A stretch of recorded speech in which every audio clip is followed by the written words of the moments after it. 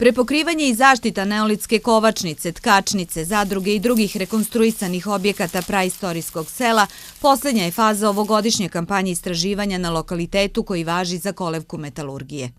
Privuklo mi pažnju sve to iz novina, sa društvenih mreža, sa tih starih gde se to non stop priča. Ajde da vidim uživo kad sam već tu, onda da obiđem i da pogledam to kako baš izgleda u stvarnosti. I oduševio sam se stvarno. Ispada da ovi ljudi su bili bolji i snalažljivi nego mi danas.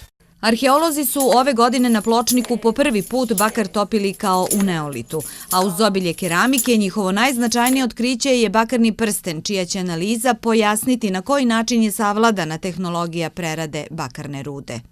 Ovde je pronađeno 10-ak praistorijskih kuća, pekarska radionica, ćupovi nakita i mnogo bakarnih sekira. Ono što nedostaje pločničkoj slagalici je peć za topljenje rude. Sve ovo privuklo je brojne arheologe iz zemlje i sveta, ali i turiste koji bi da otkriju šta se to dešavalo na ovom prostoru pre 7.500 godina. Metalni predmeti su u Londonu, tamo se rade vrlo egzaktne i vrlo skupe analize koje mi sebi ne bismo mogli da priuštimo. Rade se takođe analize kostiju zarad i raznog materijala, organskog materijala, da bismo dobili egzaktne C14 datume kojima bismo tačno odredili i početak i kraj te neke poslednje metalurške faze. Projekat Pločnik prošlost uživo finansijski je podržalo Ministarstvo kulture.